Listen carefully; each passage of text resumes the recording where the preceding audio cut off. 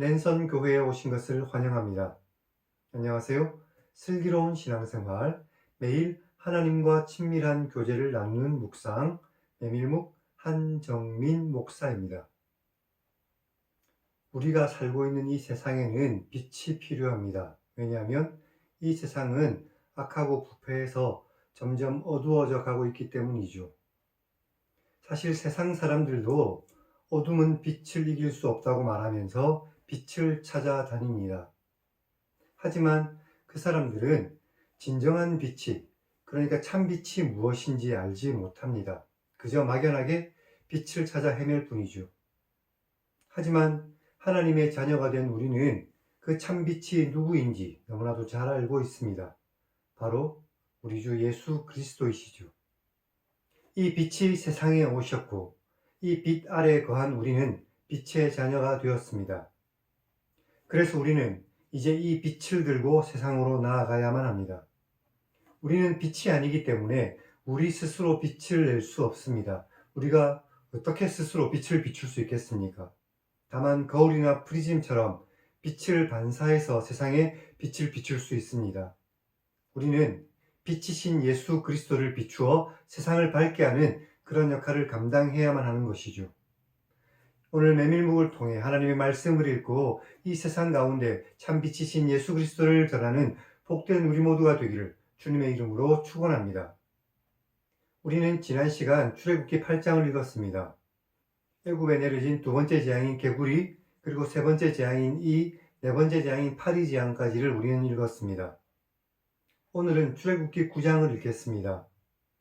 하나님께서 애굽에 내리시는 다섯 번째 재앙인 가축의 돌림병과 그리고 여섯 번째 재앙인 악성 종기, 그리고 일곱 번째 재앙인 우박 재앙까지가 기록되어 있습니다. 그럼 성경을 읽겠습니다.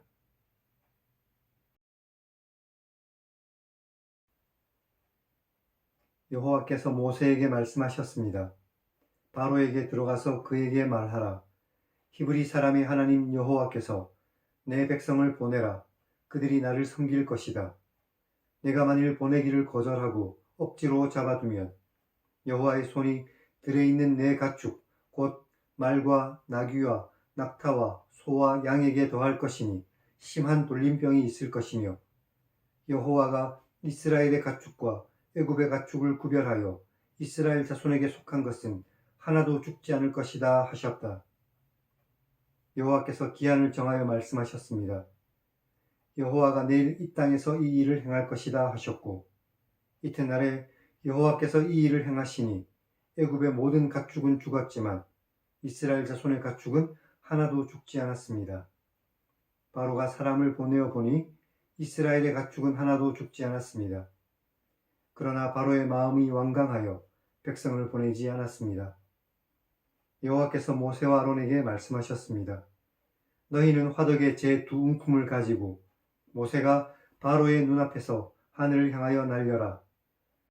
그 제가 애굽 모든 땅에서 티끌이 되어 애굽 모든 땅의 사람과 짐승에게 붙어 악성 종기가 생길 것이다. 그들이 화덕의 재를 가지고 바로 앞에 서서 모세가 하늘을 향하여 날리자 사람과 짐승에게 붙어 악성 종기가 생기고 요술사들도 악성 종기 때문에 모세 앞에 서지 못했는데 악성 종기가 요술사들로부터 애굽 모든 사람에게 생겼습니다. 그러나 여호와께서 바로의 마음을 완악하게 하셨기 때문에 그들의 말을 듣지 않았으니 여호와께서 모세에게 말씀하신 것과 같았습니다. 여호와께서 모세에게 말씀하셨습니다. 아침에 일찍 일어나 바로 앞에 서서 히브리 사람의 하나님 여호와께서 내 백성을 보내라. 그들이 나를 섬길 것이다. 내가 이번에는 모든 재앙을 너와 내 신하와 내 백성에게 내려 온 천하에 나와 같은 자가 없음을 내가 알게 할 것이다. 내가 손을 펴서 돌림병으로 너와 내 백성을 쳤다면 내가 세상에서 끊어졌을 것이지만 내가 너를 세운 것은 나의 능력을 내게 보여 내 이름이 온 천하에 전파되게 하렸기 때문이다. 내가 여전히 내 백성 앞에서 교만하여 그들을 보내지 않느냐.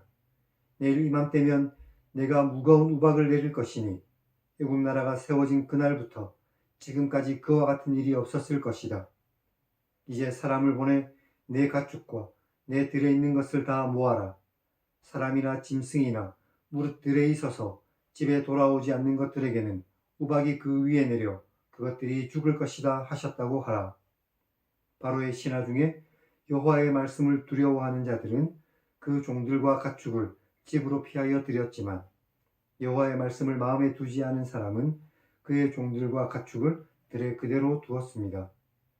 여호와께서 모세에게 말씀하셨습니다.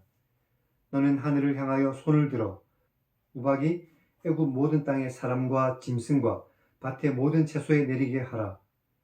모세가 하늘을 향하여 지팡이를 들자 여호와께서 우레소리와 우박을 보내시고 불을 내려 땅에 달리게 하셨습니다.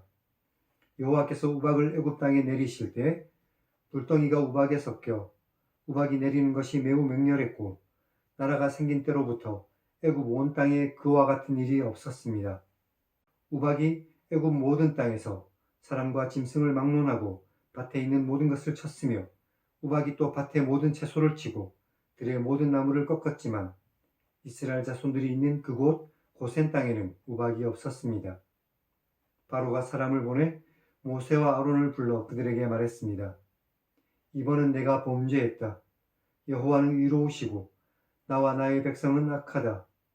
여호와께 구하여 이 우레소리와 우박을 그만 멈추게 하라. 내가 너희를 보낼 것이니 너희가 다시는 머물지 않을 것이다. 모세가 그에게 말했습니다. 내가 성에서 나가 곧 내 손을 여호와를 향하여 펼 것이니 그리하면 우레소리가 그치고 우박이 다시 있지 않을 것이고 세상이 여호와께 속한 줄을 왕이 알 것입니다. 그러나 왕과 왕의 신하들이 여호와 하나님을 아직도 두려워하지 아니할 줄을 내가 압니다. 그때 보리는 이삭이 나왔고 삼은 꽃이 피었으므로 삼과 보리가 상했지만 밀과 쌀보리는 자라지 않았기 때문에 상하지 않았습니다. 모세가 바로를 떠나 성에서 나가 여호와를 향하여 손을 펴자 우레소리와 우박이 그치고 비가 땅에 내리지 않았습니다. 바로가 비와 우박과 우레소리가 그친 것을 보고 다시 범죄하여 마음을 완악하게 하니 그와 그의 신하가 꼭 같았습니다. 바로의 마음이 완악하여 이스라엘 자손을 내보내지 않았으니 여호와께서 모세에게 말씀하신 것과 같았습니다.